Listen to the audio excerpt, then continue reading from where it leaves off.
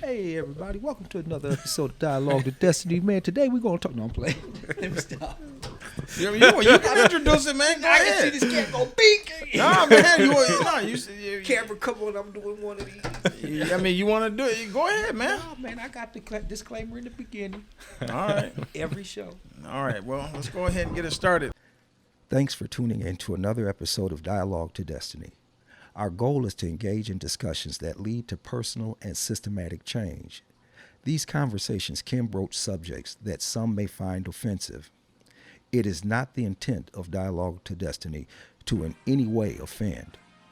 Our intent is to encourage open dialogue so that collectively we can all move forward.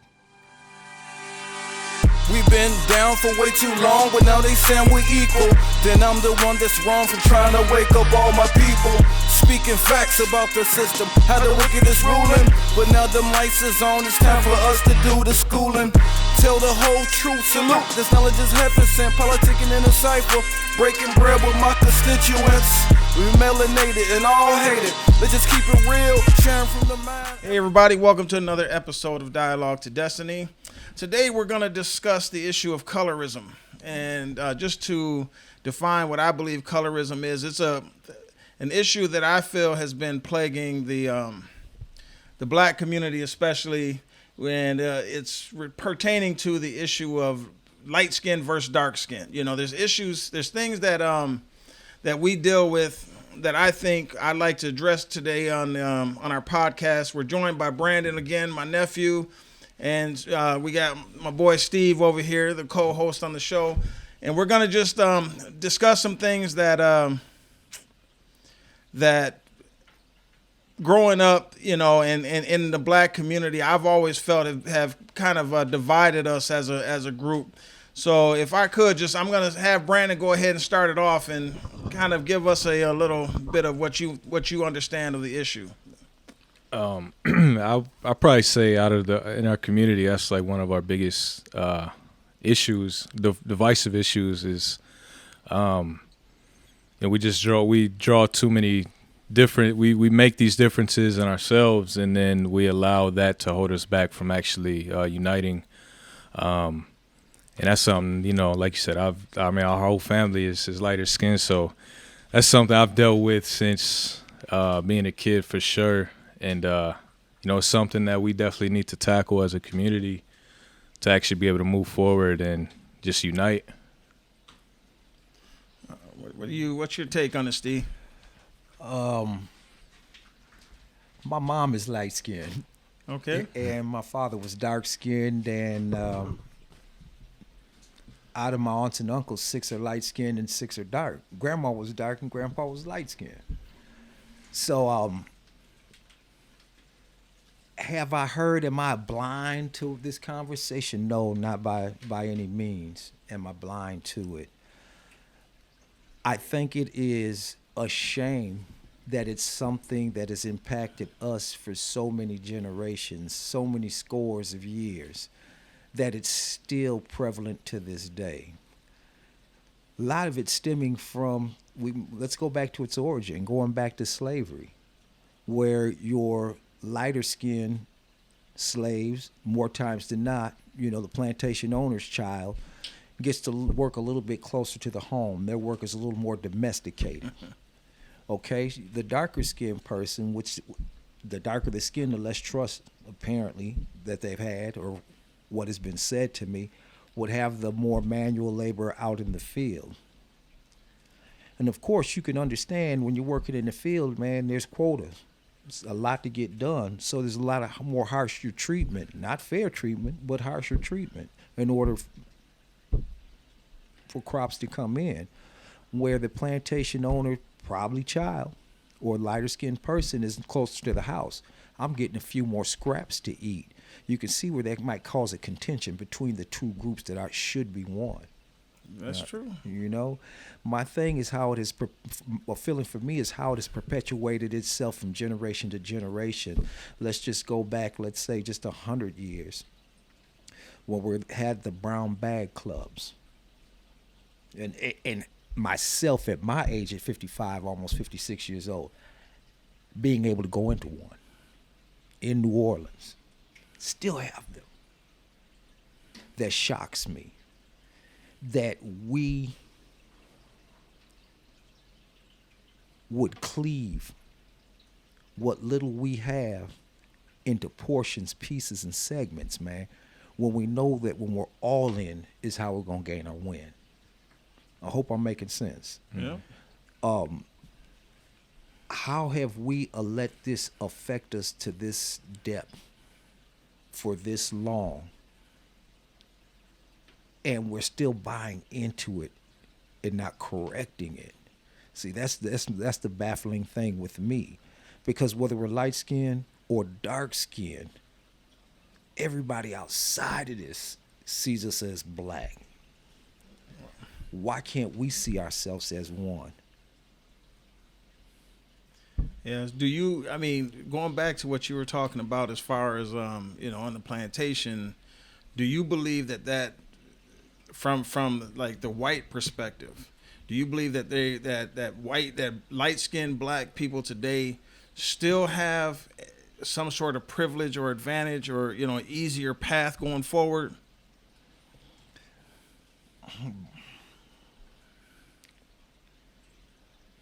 I would say if you're just in society walking down the street, man, somebody will walk up to you or my wife before they would walk up to me and ask a question or ask directions. See, well, just, for me, being, like I said, anybody here can see that I'm a light-skinned man, so I'm speaking from my perspective. See, I personally don't agree with that.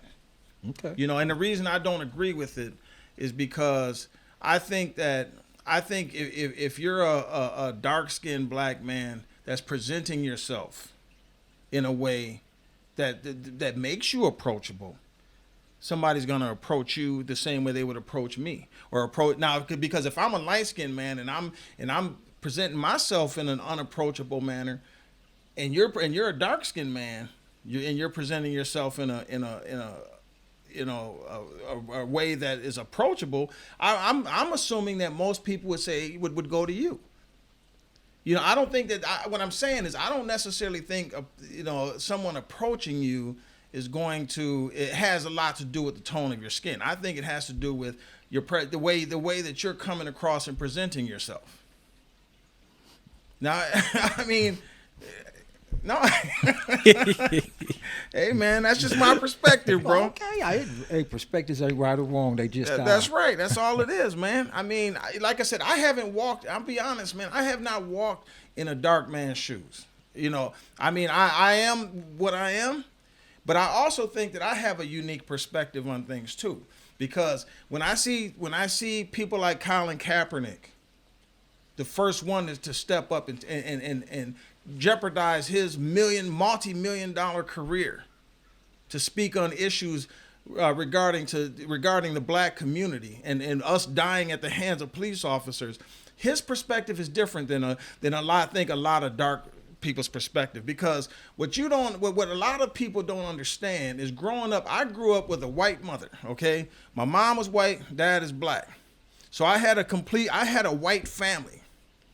See, so when I am invited down, when our family's invited down to Thanksgiving dinner, that white family of mine doesn't have to put on their best face because I'm still family. See, now if you're a dark-skinned man and you're dating a white woman, you don't get the raw white family. You get the hey, Jessica's bringing home Nate this weekend, so everybody make sure that you don't make any black jokes or you don't do this. I come from a family where my aunts and uncles would say this stuff. So when I see people like that actor Jesse Williams and Colin Kaepernick and all these people speaking out, I think that they're speaking out because we have a look into white people from a black perspective that dark-skinned people, black people never get. So I think it is more personal to us. And what happens though is when a light-skinned person speaks out on black issues, the black community tries to somehow diminish our voice by saying, hey, you're not really black. See, and I've always told people when they made them kind of comments, if I'm riding down the street in, say, southern Alabama, and I'm riding down the street by myself, and the KKK jumps out in front of me and stops my car, I can't tell them, hey, can you only beat half my ass because I'm only half black. You know, when you're black, you're black. You know, but somehow the black community wants, you know, darker skinned black people want to somehow say that I don't have the same struggles and the same experiences that they have, and I call BS on that, man. I agree. It would be BS. A couple of shows back when I was talking to your older brother, some of the same verbiage came out. Do they dislike half of you or all of you? Mm-hmm. You know, and usually that identifies, you know, most people that are biracial, if I may use the word, or of mixed race, man, usually are more accepted by the black community than the white community, and most of them will identify as black. It depends on where you grow up. Well, it might depend, but I would still say the majority. For me, I grew up, Steve, I never had a white friend, ever. In my lifetime, I can honestly say growing up, everything around me was white. Now, if I had a white mother that would have had a black child and took that child and raised me in an all-white environment, my outlook, my perspective, everything would be different. But I've only been close to black people in my lifetime. You know, so it doesn't. I don't know if it necessarily means that because if you're a light-skinned person and you don't speak the way black people expect you to speak, you're Uncle Tom too.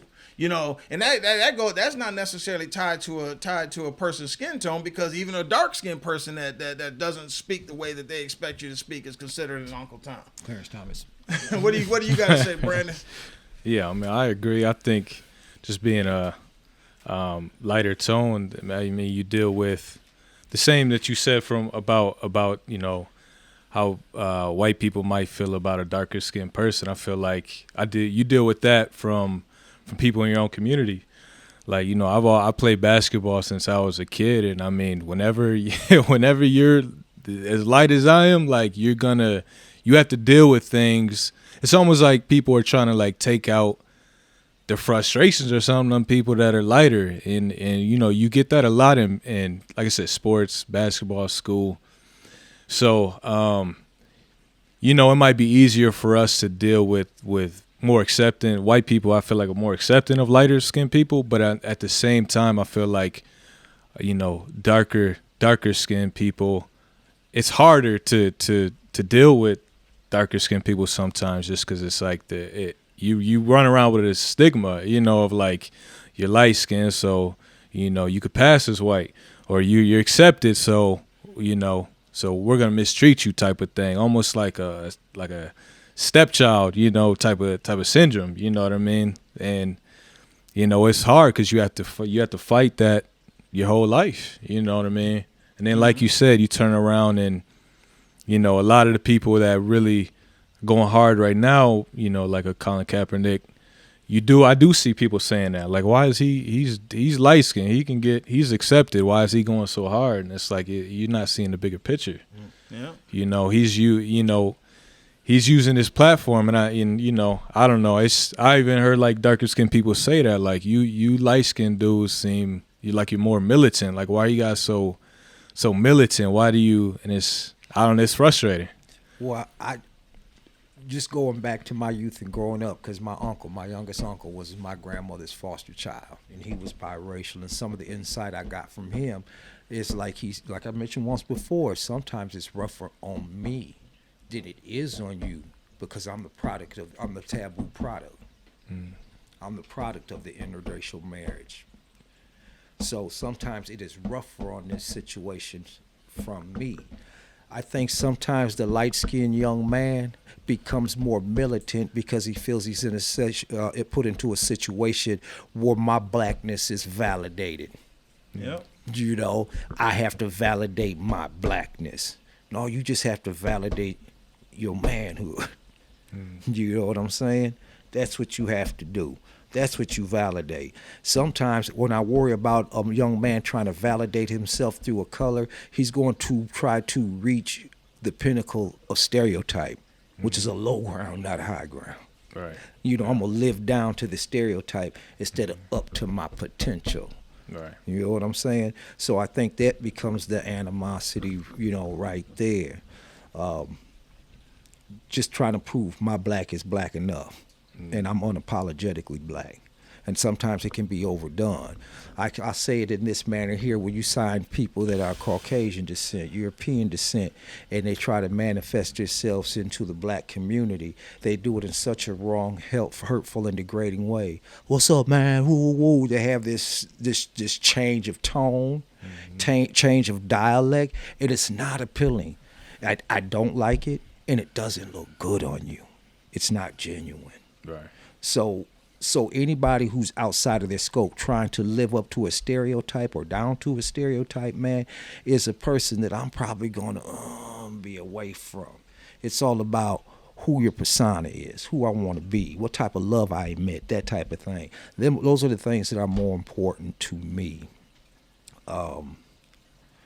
It just got to stop. We're at a point in time in this society, at this time, at this age, man, that we have got to stop dividing amongst ourselves if we want anybody else to take us serious.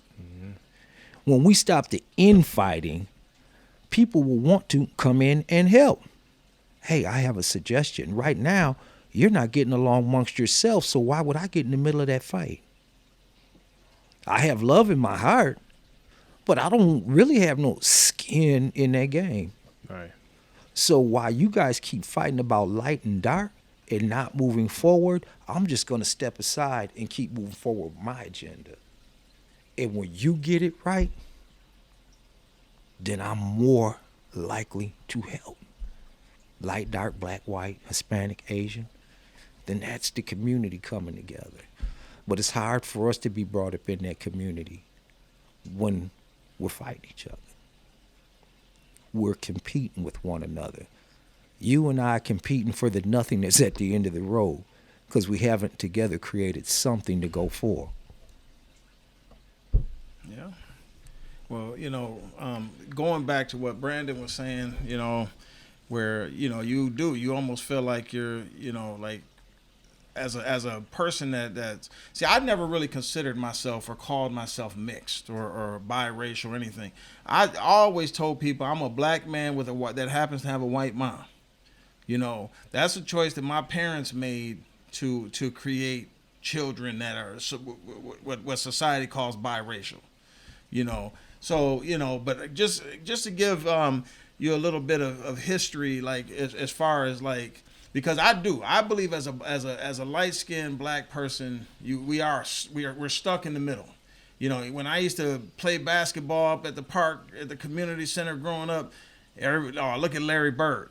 I always had to be the white dude, on the court. You know what I'm saying? I was trying to say he's good, like. Oh no, I had a cold jumper, man. That was That was my thing, but they called me Larry Bird. It should have been called you Steve Spanarkle. Like I said, Steve, we still got an appointment on the court, man. But getting back to what I was saying is, growing up, like with my mom's family, my white side of my family, we were even ostracized there. I just remember every Christmas we went down to my mom's hometown, to her brother's house for Christmas, and my grandfather would always come in there, and he had gifts, and he always gave all my white cousins gifts. The only thing that I and I would love to have one of my brothers or sisters, question this, but the only thing I ever remember him giving us was one year he gave us each a bag of peanut M&Ms. That's the only thing my grandfather ever gave us, So I guess what I'm getting at, man, is for me, I grew up pretty much just understanding that I had a white family, but as far as I was concerned, I was as black as the blackest person around, because to me, being I believe it's a lot in how you feel about yourself and a lot of in how you live your life. I don't understand the culture that my my mom's family's from. All I understand is when I grew up, the people that I called friends, the people that I grew up with were all black. And anytime we stepped outside of that box, even in the community I grew up in, we stepped outside of our little friendship box. Everybody that we encountered let me know, especially when I had a couple friends that were in the same position, mixed or whatever you want to call us. They let us know that hey, you're different. You're not gonna be treated. For one thing, they always thought we were soft. Like somehow, Oh, yeah. if you're light skinned, you can't throw them hands. Like everybody that's dark is just supposed to be able to beat you up, or everybody that's dark is supposed to be a better athlete than you, or anything like that. So I always battled with that, man, and that was always just something. I guess that's why I kind of wanted to have this conversation, man. Is so that we can talk about this. Hopefully, get people to look at things different, because I believe that it's more the culture you were raised in, man, than it is the tone of your skin. I'm gonna ask you this real time scenario. You know where we both used to work at. Yeah. All right. You know the same neighborhood. Who's the most boisterous and more militant, you or I? I'm definitely the more militant. Hands down, right? That's right. Do you know that there's people at that job who will interact with you, but not me? And this is the man already said, no white friends. I'm very militant. I'm very black radical, right? Well, and, so to speak, you know what I mean? There's people that I'll name right off the top of my head right now that will deal with you.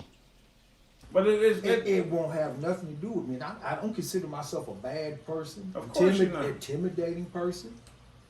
But I said I grew up with no. It took me now as an adult. I would say I have white friends. Yeah, but that's what I'm saying. I'm not saying that you don't, but there are people that mess with you that will have absolutely nothing to do with me. And it just has nothing to do that I've said to them or done to them. So you think that it's because you're of your skin tone? I know it is. So I mean, because you know that everybody at that job knows that I'm unapologetic. Right. I wasn't gonna sit there and act a certain way in front of someone and a different way in front of someone else. I was the way that I was. But the same people will mess with you. Well, when we get done with this, I need you to tell me. I'm gonna tell you. I'll tell you who it is. Who it is. I can tell you who a couple of them are. All right, because I'll be surprised. Will deal with you. Will have nothing to do with me.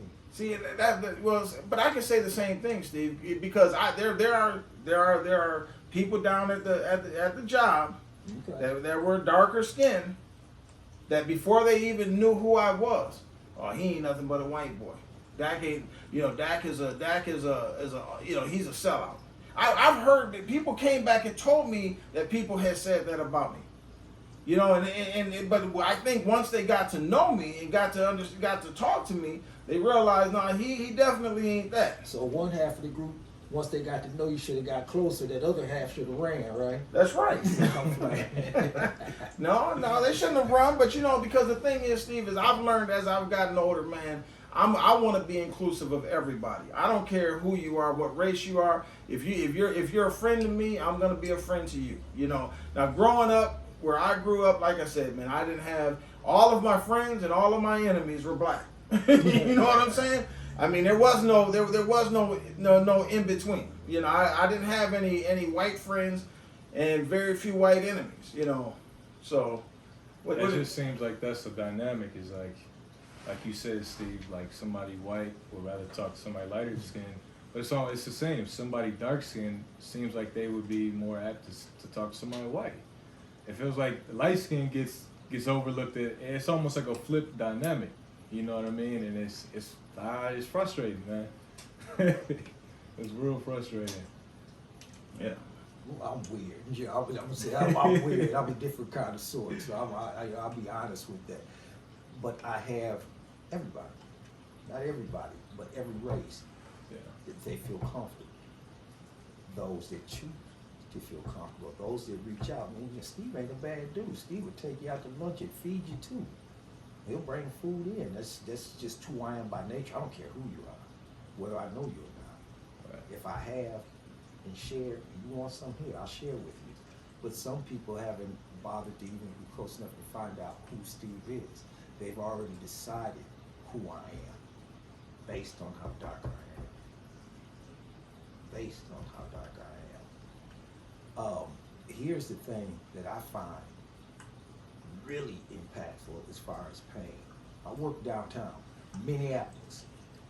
I'm walking through the Skyway. How many white folks do you think I see versus black folks?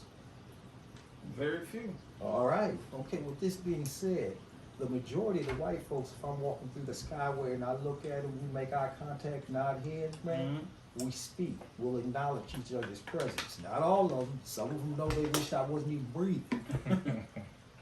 But less than half of the black folks speak back. Yeah. Even a greater number of females don't speak. And sometimes I just want to turn around, tap on the shoulder. Hey, sis, you're not that cute. I'm just trying to acknowledge your presence in the world, offer a smile, because we should have that agape type of love between one another. This isn't an erotic type of thing going on. But yeah, we need to acknowledge each other, because if we can't treat each other right, man, where are we going to receive good treatment from? Genuine treatment from? If we can't do this from one another. In other words, folks, man, what I am saying is more times than not, I get treated better or acknowledged outside of my race than I do within my race. What the hell is wrong with us? Yeah, so I mean, yeah. You've experienced it, young Luke. But if that's Grasshopper, you've experienced this, huh? Well, Yeah, see, you know what I would attribute that to? You know, as far as like black people not being so open to speak to each other and it doesn't acknowledge cost a each other. damn dime It to doesn't speak cost and be anything, kind. Steve, but I'm gonna tell you something, man. As a black person, I think I've been I ain't gonna say trained. I've been conditioned to walk through life on the defense. See, I've been conditioned to think that, hey, if somebody's talking to me, they need something. You know, so we and I do. And is it right? No, I'm not saying that it's right. But my thing is we don't have the luxury of being comfortable. You know, I mean, even with our own people, because society has taught us that, hey, everybody should be looked at, you know, in a way that they're not to be trusted. Until you've earned that trust, I don't trust you. And I mean, and that's me. That's me in my personal life. I don't trust people until they've earned, until I feel like, hey, you know what? This is somebody that's shown me that they're to be trusted. I think we do that in our community, though. We build, especially our men.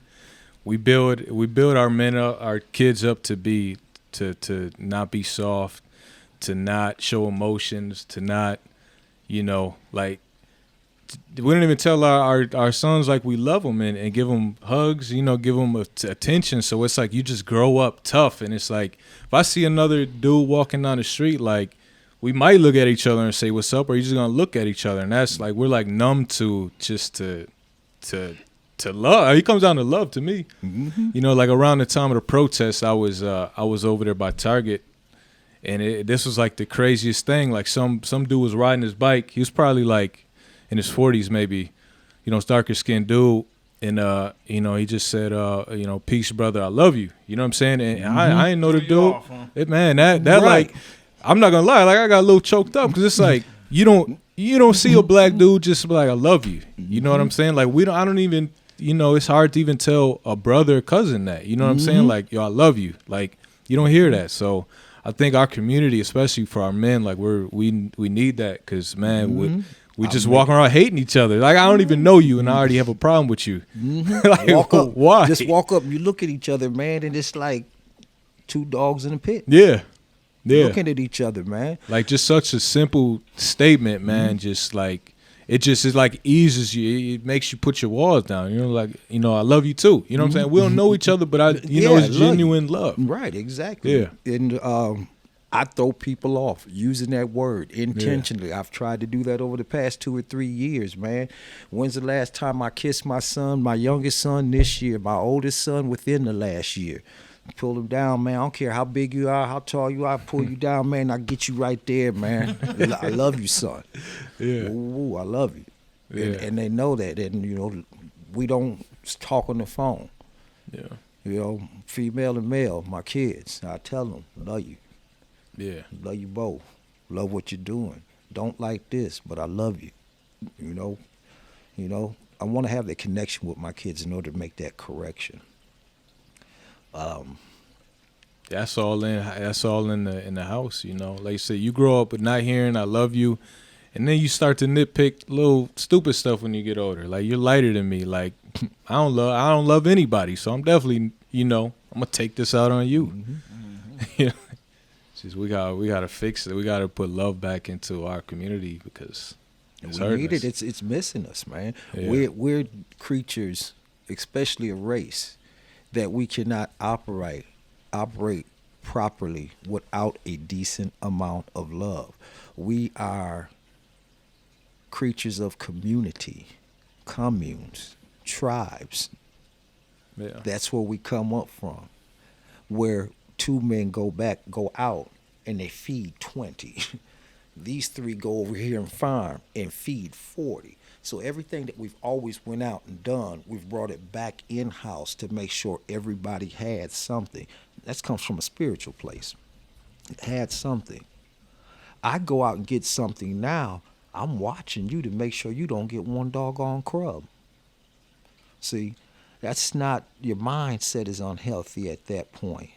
Yeah. We've always been, you'll see kids, unless trained otherwise by older kids being stingy. My granddaughter from the earliest age, man, always wants to shove something in my mouth with her little nasty hands. But she's trying to share. Yeah. Because that's a natural thing. It's a natural, a pride of lions. They share. Yeah. Hyenas, they share. Human beings, I take and I hoard. Yeah. But the problem with like you going like to the animal kingdom, talking about the problem is like I don't know what you call a pride. Is it a pride of hyenas, or I know like it is a Pack pride. but see, it's like you even with that, man, you have, I mean, if you relate that to what we're talking about here with light skin and dark skin. See, there's always an alpha male or somebody. No, like but you would have one group of hyenas that would swallow and chase the other group away. What can we do? What can we do to get to get? Well, we've both groups? got the biggest pack. We're all hyenas in one pack. Is the picture I'm trying to draw instead of keep drawing the divisional. But we can draw the picture. But I don't even know that we've collected the paper and the pencil to actually complete the picture. What I'm saying is, what can we do to get to a place where we don't see each other as a threat, as someone that's coming in to take our territory? You know what I'm saying? I mean, right now, like I said, to me it does. It just seems, and I understand what you guys are saying, but I'm focusing more on the things that are dividing us now, and what are we gonna do to fix it, man? I mean, it's like, whether people accept it or not. I know that when I've gone to my family reunions, our family, it's almost like to see a black couple is an anomaly. I mean, every male in my family likes white women. Not all. Not all. Well, I'm talking about, like, I ain't talking about you. I'm talking about like my uncles. Yeah. Most of my cousins. I'm telling you. Then that's the real conversation to have. When you see, if it's as prevalent as the picture that you draw, you have to ask yourself, what is your problem with the black female? What happened?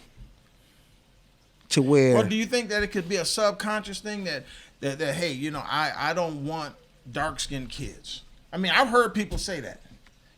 Dark skin. I mean, because sometimes I almost feel like dark-skinned people have almost painted this image, man, of themselves like it's so horrible to live in that dark skin that they'll do anything to escape it. if You got to walk in there. You got to walk in them shoes until you know somebody whose nickname's Blue, or they call them Blue Goose or Blue Duck. Man, that's what they call them down south. Man, said you hit that glint of sun, and you get that iridescent black where it turns blue, purple, black. You know, like a crow or something. You know what? I'm serious. I'm not trying know to what be you're joke. saying, man. You know, until you've been that brother. well, that's what we're talking Until about. you've though. been that brother. Till you've been and you know, you got white folks taking double takes. Man, I've never seen But one black like that folks before. take those double takes too. Right. You know, he take that double take and he's smiling, laughing. He's got something on his mind, something hateful. You know, it's less curiosity and more, it's almost like he's collecting ammo. You know, we've all been on that bus ride to the skating rink, right? Yeah. How'd that dark-skinned fella fare on that bus ride? The same way a light-skinned fellow fared. Nah, you come on. We grew up in the same era, Dack. Don't be real. Keep it real. Man, Keep Steve, it real. Man, Keep it real. you know what it was, Keep it Steve? real. I'm gonna tell you. No, they picked on him, but they picked on the light-skinned dude differently because they, like I said, man, they had this persona, this image that this light-skinned dude couldn't fight. So he was a little punk anyway. You know, so he got picked on. Yeah, they might have capped on the dark-skinned dude. But they started slapping the light skinned dude upside his head because they thought he was a punk. He ain't nothing. I mean, I don't know how it was in your generation, man. Because by the time you guys came along, there were a lot more light skinned people than it was when I was growing up. But I mean, did you ever have this perception, man, that people perceived you as like soft or weak? Yeah, you definitely get. I mean, I think that'll always happen with no matter what generation with lighter skinned people. You're always gonna get that. You know, wherever you could be out. It could be me and a few cousins downtown. We're all light skinned, and you're gonna have an issue. It's guaranteed. Somebody's gonna say something to you. Somebody's gonna just try it, just test you. You know what I'm saying? It's gonna happen. I don't know why. But it's gonna happen no matter what. Steve ain't feeling that. More so than a group of a darker complexion, young You usually go to the men. other side of the street. We in the, Yeah, I'm just We in telling the you. same That's usually spot. what happens, man. Or you come down and you hear the doors like click, click, click, click.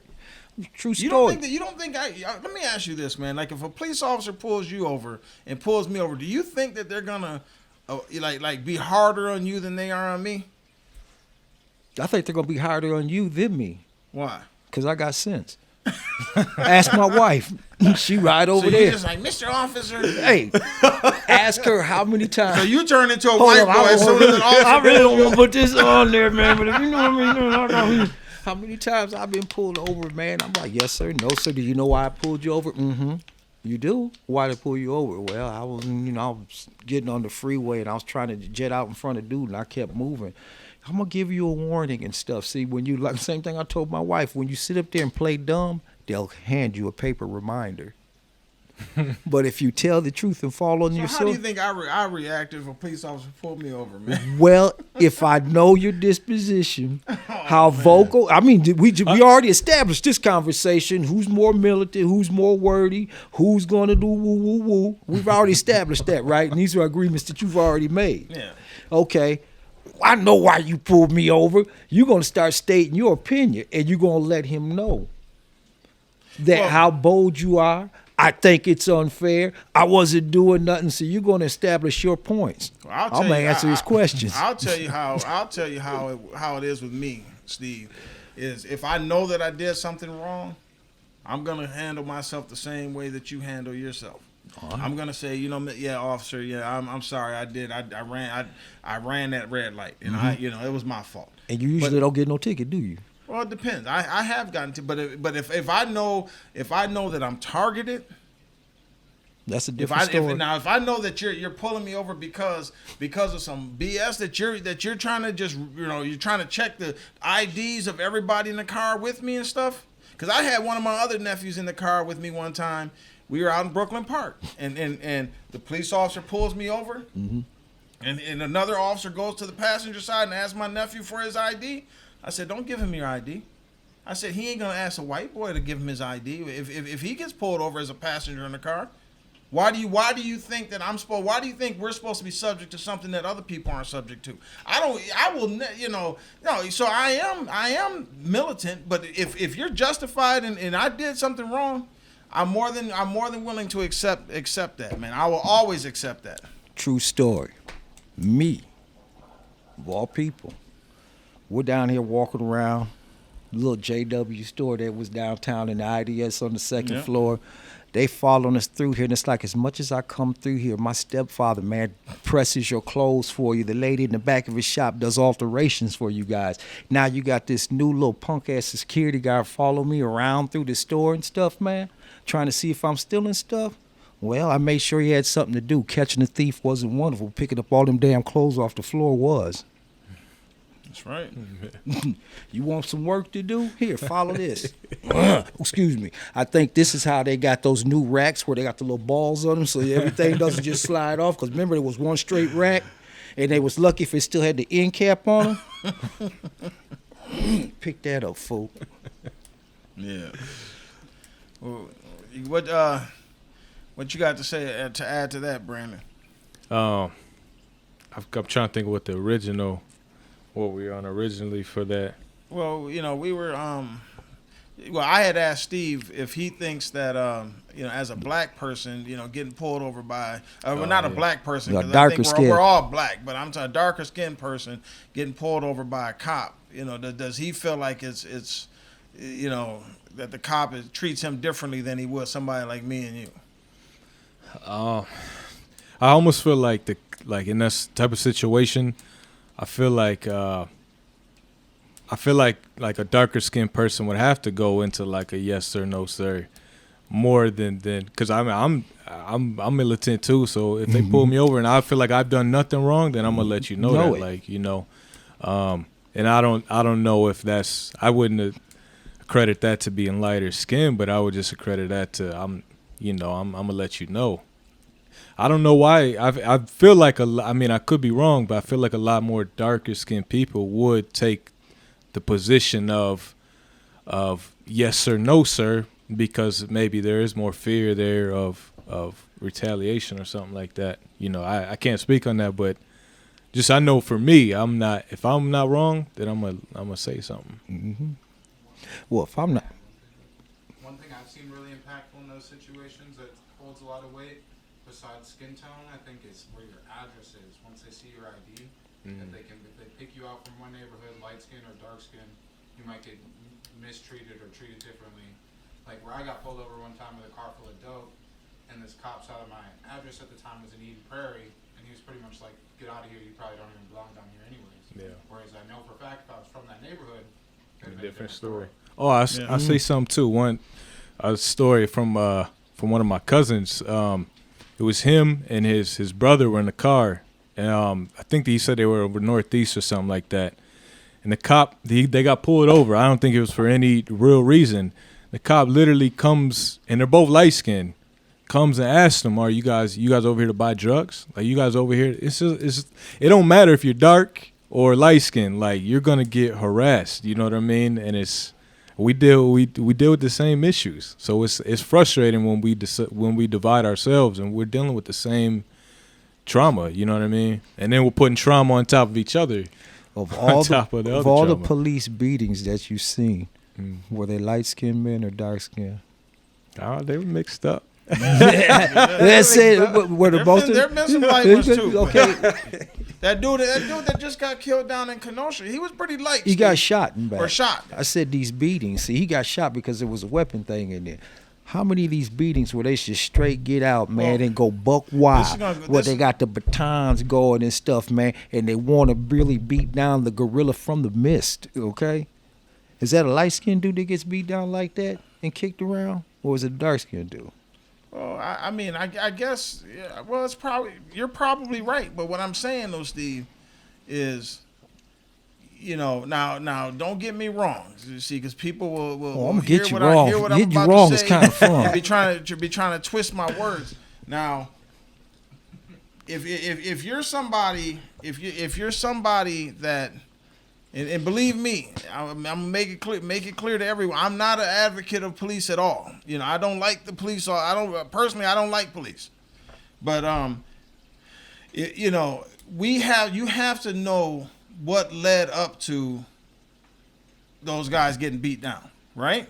I mean, seriously. I mean, now if you're committing a violent act against someone and the police get called to your house and you're in a situation where you're combative with the police, what are they supposed to do? Whoop your behind. Okay. I have no So problem we with don't. that. But I mean, see, so I don't know that you can necessarily put the, you know, like a color on. I mean, not necessarily a color, because it is but we all understand that black people are disproportionately harmed by police officers. But what I'm saying, as far as whether they're light-skinned black or dark-skinned black, I just don't see that Steve, I don't see that a police officer is gonna treat you any differently than they're gonna treat me. If we're doing the same thing. Because I'm gonna tell you something, Steve. I'd be willing to bet you I've been called the N-word as many times as you have in my lifetime, bro. And you know, and like I said, I have, and no one has ever met me or talked to me ever questions if I'm black, you know, because I let people know under no uncertain terms that you know I'm unapologetically black, you know. If they talk to you. No, but even if they don't talk to me, because Let's say if people they can talk hear to my you. voice from across the room. So even if they're not okay. part of the conversation, you don't they say know where I stand. you don't say nothing. Huh? You don't say nothing About what? about anything. Keep your mouth shut. Just sit there. I never do. Well, I'm saying if you could. If I could. Right. I think you would run into the same situation that Suzanne Malvo, the reporter, ran into. That she goes to these reporters' dinners and she's sitting there and they let loose with the jokes and stuff because they don't realize she's a black woman. From news, from CNN. Yeah, I know who you're talking about. Okay. Or let's take Steven Tyler. Ain't that his name? Liv Tyler's dad, the drummer, whatever his name is. I know who you're talking about. Bet you don't know he's from black descendants, did you? No, I didn't know Steve. Right, yeah. His forefathers, man, used to be a drummer, and I want to say for one of the military outfits, and I'm not sure if it was a Revolutionary War, but during the Civil War.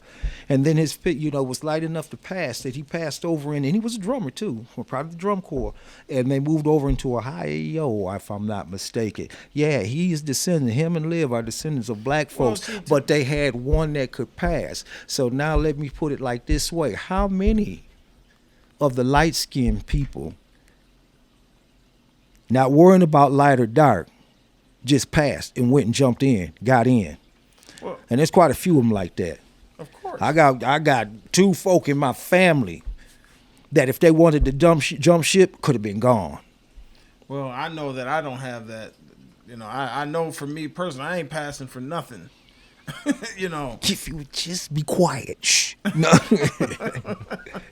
No, I mean, so I don't, like I said, I understand that some people have been able to pass, Steve, but the reality is, you know, for me, if I had the opportunity to cross over to the other culture, I wouldn't want to do that. Because I don't know any different other than being a black man. I have no comprehension of what it's like to live in anything other than a black world.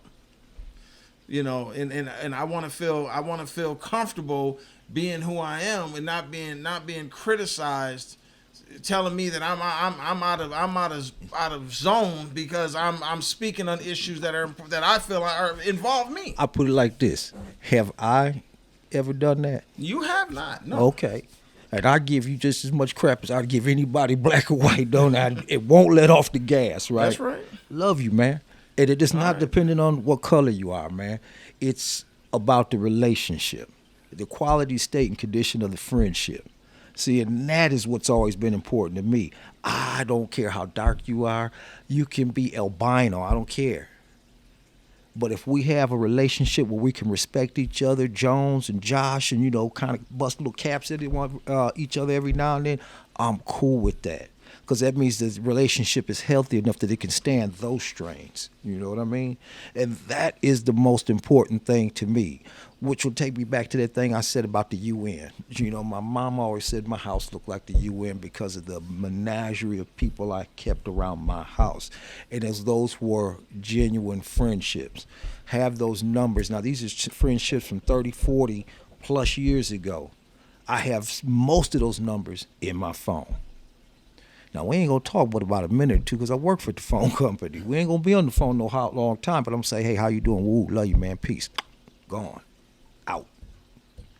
But I want to check on you. The problem is, though, not enough people in our community have had that upbringing to where they're more, accepting of anybody that's lighter or even different ethnicity than them. That's the hard part. Well, look at how long it took for the black community to even accept Obama. Like I said, you go back to when Obama was running for president, man, I heard black people, he ain't black, his mom's white and his dad's from Africa, he ain't black, this and that, and I mean, I don't know what where the turning point was where they learned to accept him. But, and even now I hear people saying he didn't do enough for the black community. He was president for the United States. He wasn't president for black folks, man. And I get that argument, and I have it for him all the time. I know, but the thing is, man, is sometimes I almost feel like black people, our community, even when it comes to us trying to there's no bad fight. Trying to work through issues, man, we find a way to complain and find fault in everything. Shut up, Steven.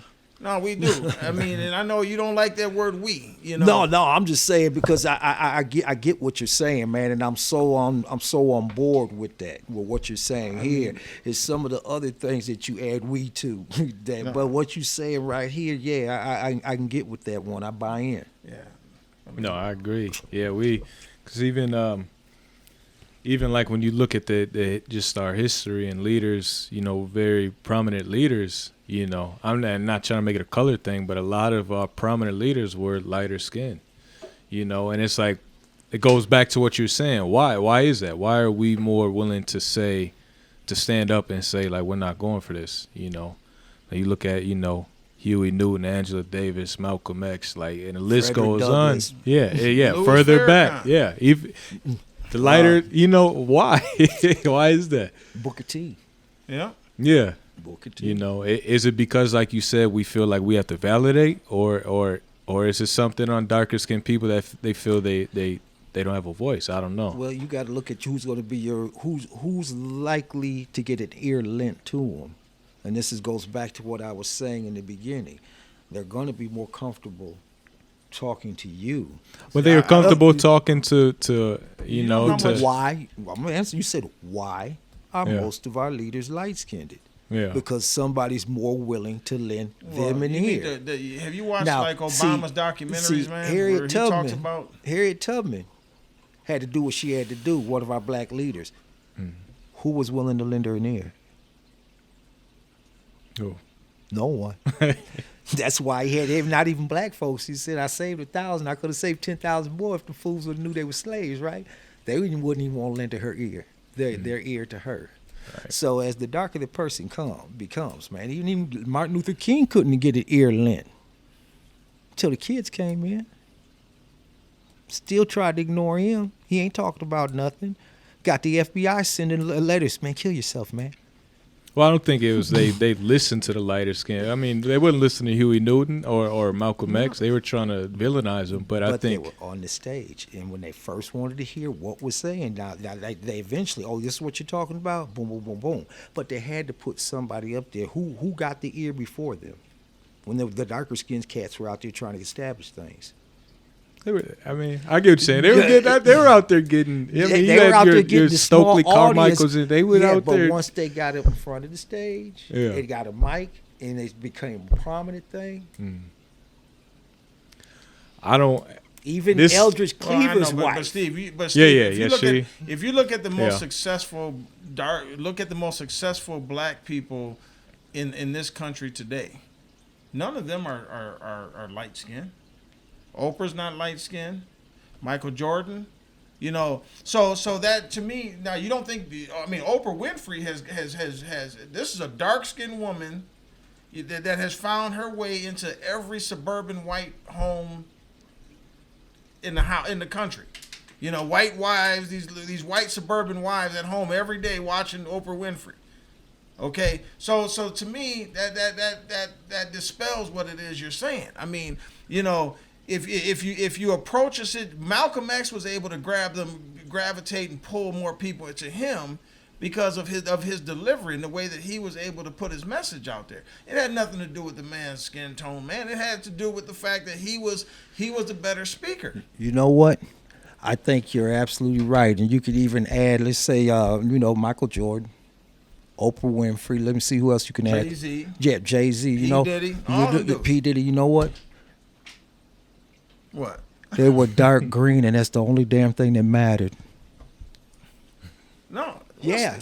Steve. Yeah. I mean. Yeah, they had dark green. If these people. How did they get to the point where they got the you green, know what? Steve? Because they had to grind past it all. Past it all. It took grit and grind. I hear you. It took grit and grind to get where they're at. All of them. And then all of them, in order to remain rich and to get rich, I got to let them stop stealing from me. So there's something that Tyler Perry and Oprah Winfrey said while they were sitting up in the Treasury Department counting their money overnight, man. Joking. Late at night counting their money in the U.S. Treasury. That's how much they got. You know what? I don't need no damn accountant to count my money. If I put it in the bank, I know how to count. See, when you start handling your own money and don't let other people handle your money, and you'll notice those three people that we mentioned, what all of them do?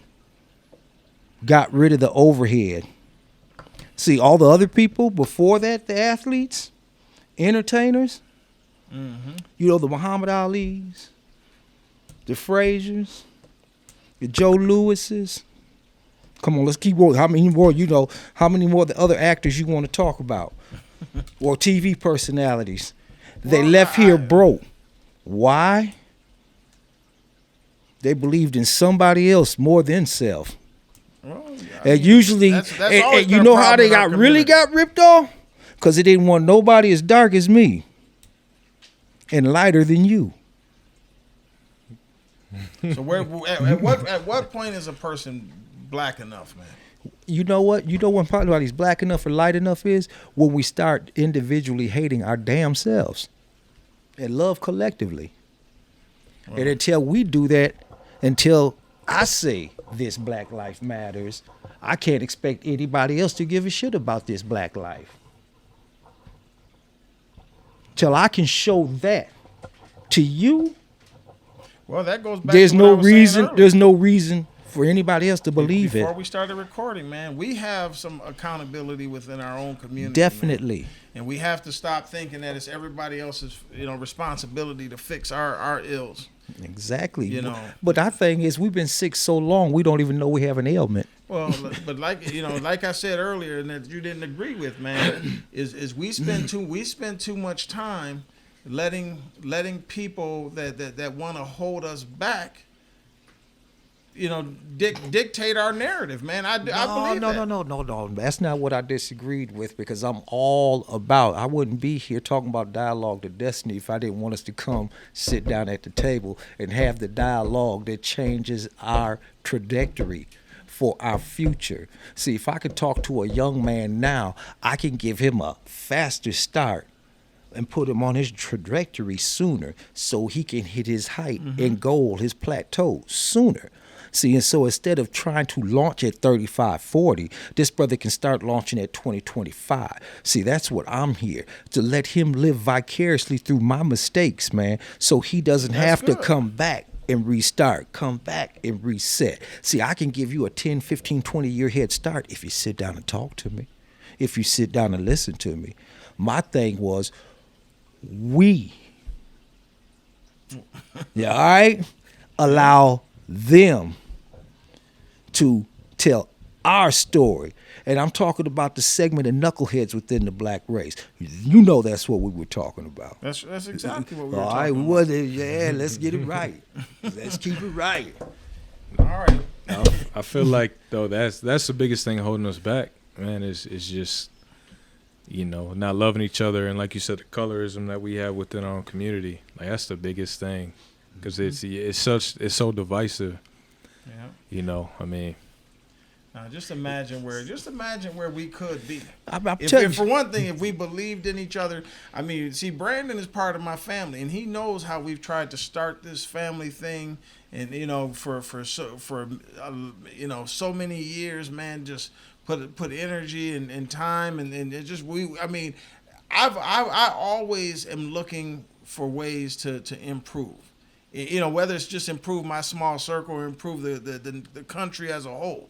I want to be part of the change, and to me, it just seems like it's so hard to find people, especially people in my community, that are willing to sit down and say, hey, I don't have to run stuff. I have to learn how to trust people. I have to learn how to work with people, and because I'm gonna tell you something, man. Collectively, light skin, dark skin, white, black, whatever it is, man. Collectively, we will go further in this world, man. Together. As long as we stay divided, we're not going anywhere, man. And that's and the problem is our fathers and grandfathers sat around and said the same thing we're saying today. And at what point? Not my father. Huh? Not my father. Well, I'm sure a lot of people's fathers have. Yeah. What did your father say? I don't know. His ass wasn't around. Well, you had a father figure, man. Oh, I had uncles. My stepdad, hell of a stepdad, man. And my uncles, man, well- always stepped in, man. But you said my father. Well, if I had to judge things on him, Well, I understand what you're saying, man. But my thing is we're at a point, man, where we got to start putting some action behind our words. I'm tired of just getting together, like you had mentioned, us having a conversation about the recent inauguration and stuff. And my thing is, man, is black people, we've said time and time again, whether it's on podcasts from other podcasts or watching the news and hearing, we've told people time and time again what it is that we want and what we need as a community. And we did that 20 years ago when Bill Clinton was elected. We did it when Barack Obama was elected 12 years ago. It was 28 years ago for Bill Clinton now, and we're still stuck waiting for somebody. You know to why? come in here Because it's not a one-shot thing. See, you don't just vote for president, man, and don't come in on the local election. See, when we were talking about voting, that's what it is. Voting ain't once every 4 years. See. I understand that, but voting takes place every 2, 4, and 6 years. see, to me, Okay, to me, the voting so is every 2 years you got to be ready. It is not just the month before elections, man. It's finding out who the people are. Some of the people might not be on the ballot. Some of the people we might have to encourage to be on the ballot. Some of the people that are on the ballot must be groomed. See, and those are the things that we're not we're kind of going doing. off the topic, but the thing is, man, the problem that I think black people are having, man, and why we're stuck where we're stuck today is we got elections. You got an election here, you got an election here. But it's that time and that space in between those 2 points. Accountability. That's right. That's where our work is supposed to be That's done. what I'm Because saying. it feels like we just show up to vote, and it's in between. We're not, Ain't we're paying no not doing attention. nothing. Ain't We're just- ain't we're just holding sitting nobody. stagnant Ain't because- hold nobody's feet to the fire. Because as a people, I believe we're standing on that shore waiting for this big ship to pull in and save us all.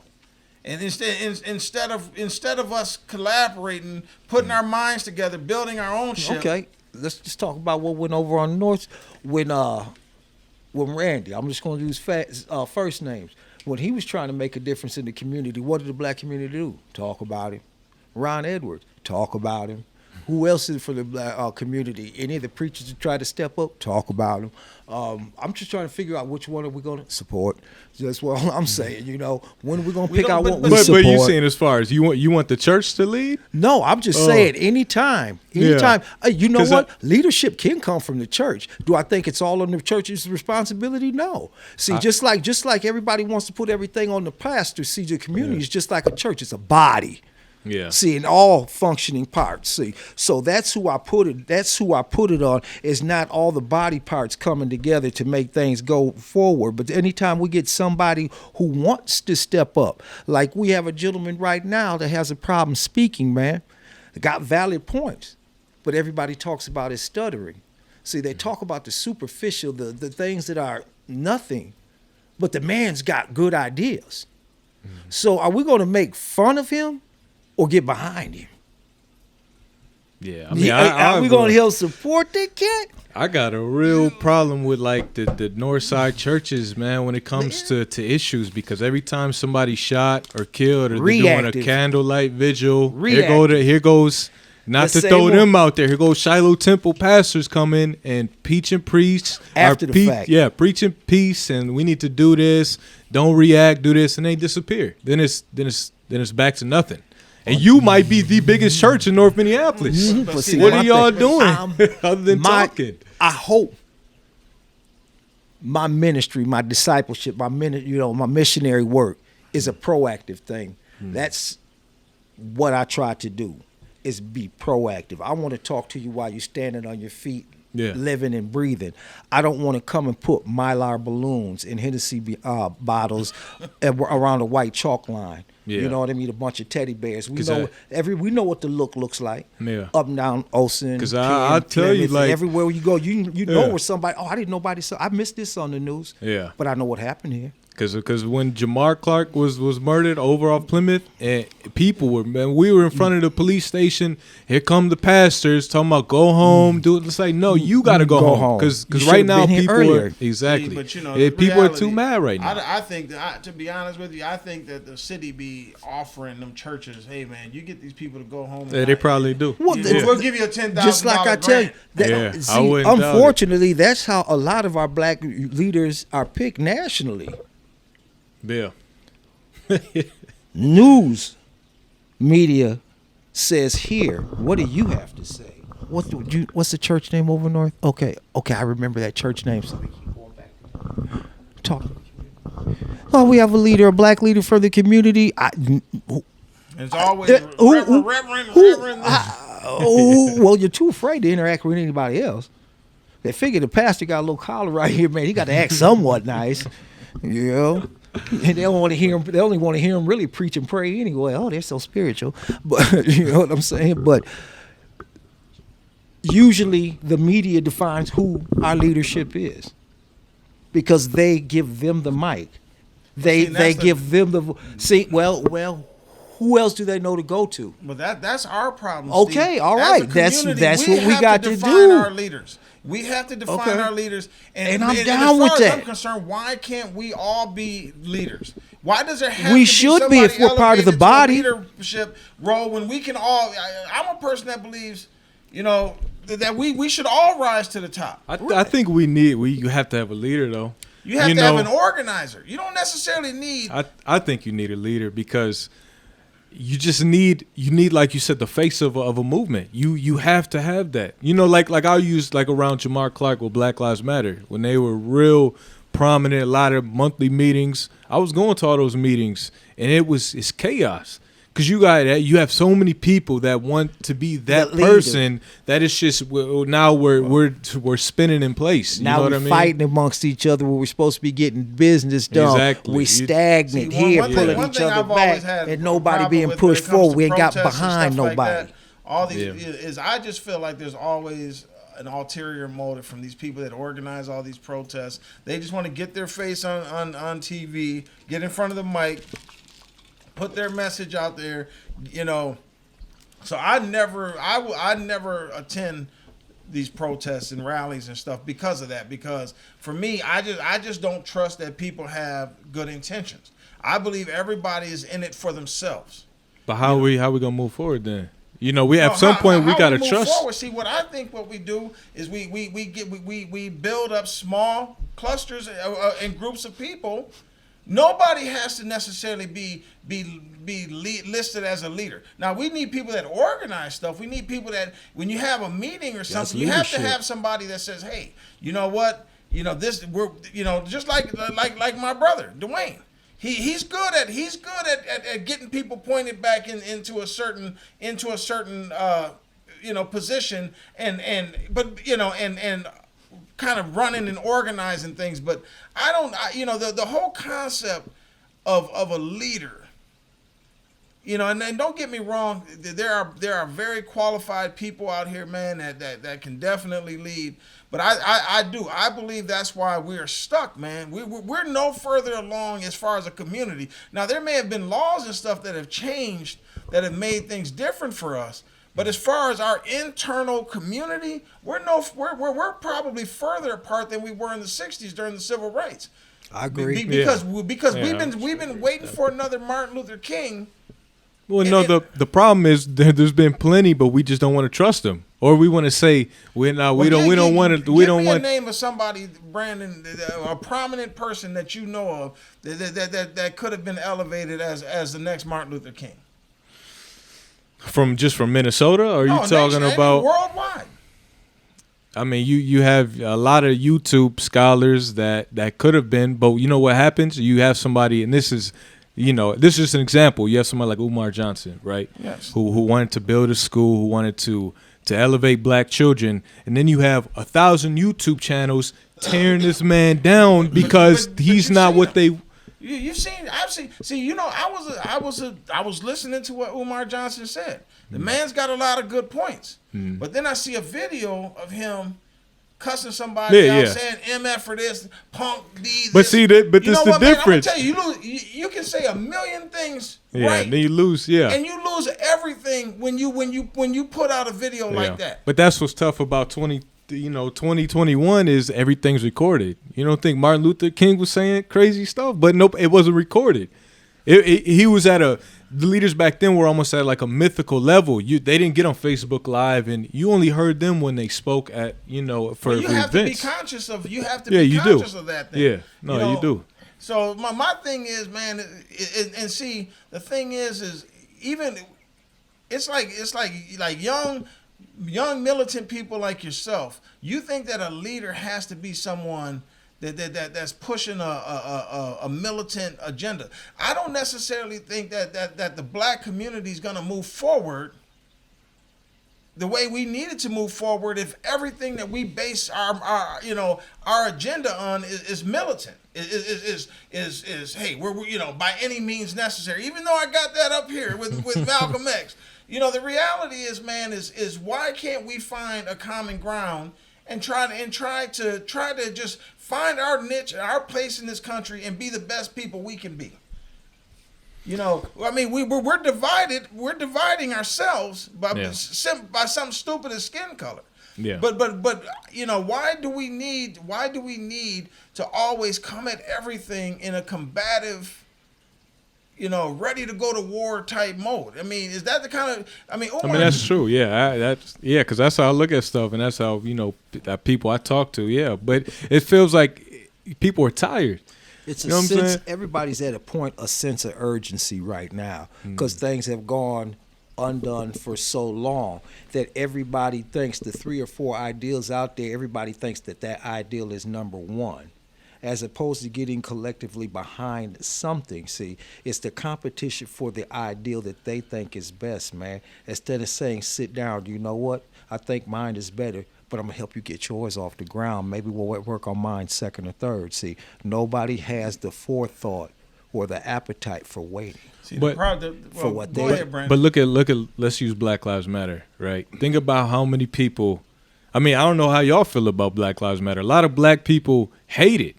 They hate looking on the TV and seeing people protest. They don't understand why. And it's I just hate as an older person, I hate getting on there and I see the people on the periphery, and I can't say it's Black Lives Matter, but the things that I see happen on the periphery of that. It's such as what? Well, some of the violence and stuff, the destruction and stuff I see. And but that's not Black Lives Matter. Like I said, I just said the people on the periphery. Yeah. Well, Black Lives Matter should be mad that these people are doing this destruction under their name. Yeah, they should. But what happens is you have a lot of that movement, like I said, just from going to meetings and being involved in protests and stuff, that group is very pacifist. they're not going out there to do anything but march and bring awareness to See, a this movement. is the thing. See, we got somebody who has not just national but worldwide attention. Why haven't we carved a spot at the table for them? Why do they have to keep marching in the streets? See, Yeah. this is about what I'm saying about carving a spot out at the table. Now, there's people that have other people's ears, that has the world's ears. Yet and still, as soon as you think a spot is opened up at the table, turn it just a little bit so you can't see it. Or they move the chair, or they slide a chair in there real quick. But See, at this point in time, Black Lives Matter, deserves a spot at the table. But it's crazy that the people who they are advocating for, they don't want to get behind it. It's like, what? This is crazy. This is what I'm saying. We got to carve a spot out at the table. There's an opportunity. We should be more vocal about that. That, you know what? You want a 22-year-old there. I want somebody who has this on their heart at the table. And that if I want this person at the table, man, unfortunately, I have to carve a spot for the Trumper out at the table, too. Yeah. See, I can't eliminate that voice either. See, I have to know what the left or the right is so I can find out where the healthy middle is. Make sense? Yeah. Well, I mean, going back to like the leaders and stuff. I mean, see, like what I was saying though is like what you see as somebody that's a potential leader is somebody that somebody like me probably wouldn't accept. See, because I'm somebody that says, you know, hey, I want a leader that says, hey, you know what, I want to be at the table with you. I'm here to negotiate in good faith on behalf of my community. Mm-hmm. You know, I'm not, you know, and we have expectations. Yeah. I don't think a black insurrection is ever going to work. I don't think we're going to be able. We're going to be able to just, I mean, because me and my son Derek, we talk about this stuff. You know, you and Derek talk about this stuff. Yeah. The thing is, man, is if black people really believe that forming some sort of militias, you know, some sort of, you know, is going to get them heard and get them the things that they want to accomplish at a table. I mean, at the table or in this country, they're wrong. I mean, you know, what we're going to have to do is, first we got to demand that they acknowledge what they did wrong and repair for that, through reparations or whatever. And then we have to say, okay, we're here in this country. We want to be part of this country. What can we do as a people, as a community, to contribute to the? But that's crazy though, Dack, because we've already contributed enough. But you see why? You know what I'm saying? Do you see why we can't have a leader? Yeah, but because, you get what I'm saying. It's like you already screwed us over. Now we got to come to you and say, okay, now we wanna negotiate in good faith. I'm not asking that. You know what I'm saying? We go and beg anywhere. But what I'm saying is, you know, this country will kill every black man. They will kill every black man in this country. I don't think so. About it the way that you guys are talking about But it. I don't know. Maybe Either I just incarcerate or kill you. Maybe I just look at it different, man, because, you know, it's like, man, at some point we got to do something different. We can't keep coming to the table and saying, let's negotiate in good faith, and they never have. At some point we got to say, we deserve a portion of this country. We're all going to move there, and that's what it is. And the U.S. is going to have to separate into two different countries. It'll have to. And you know what? You know the separation I'd like to see? What? I'd like to see a separation of ideologies.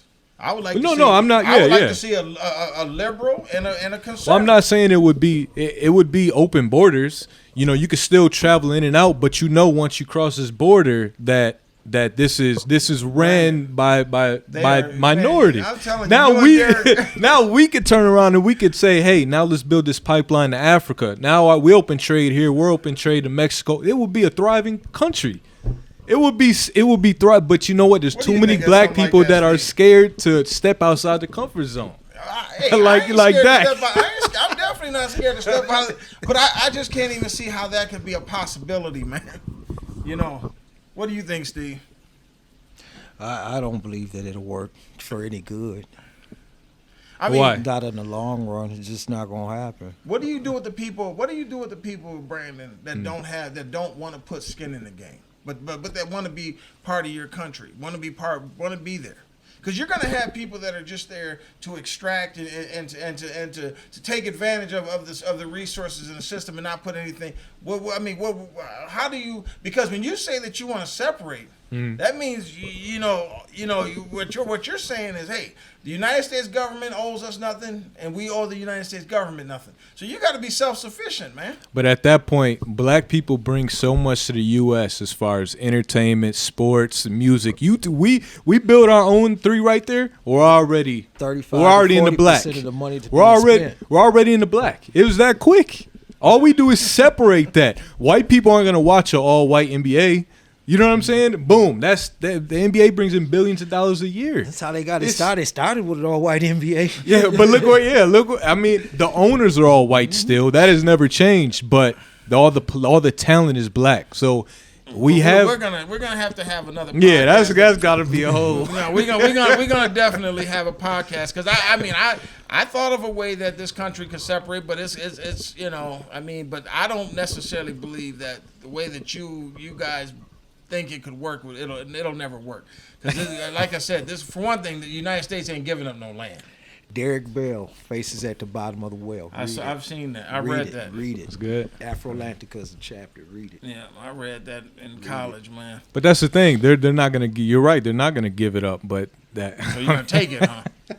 Like they took it. They took it. All they got is Brandon. Do you realize they've centralized a large chunk of the black people in the inner cities? Mm-hmm. You know, it would take the United States military 2 days to kill off 80% of black people. Because all they'd have to do is fly over the black communities. This is what. No, you're right. But this is what the black community would have to say.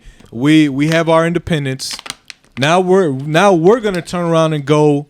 Maybe we turn around and go to China or Russia and make that we could end that immediately. We go to Russia and say. First, you got to understand that Russia may not be willing to negotiate. Oh, they would. Because all America, all the rest of the United States has to say is, what? If you deal with them, we're not dealing with you. Yeah, but we don't deal with them anyways. If you deal with the Africa United States of America.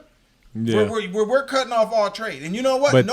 That's how America's been able to maintain control over everybody else. But they're losing that control. We go to these other countries that America doesn't mess with, and we mess with them. All right, we're gonna have another one on this because this I would love to have that conversation. Yeah, I hope I can get Derek on that one too because he thinks just like you. Yeah, but you guys got anything you want to close out with?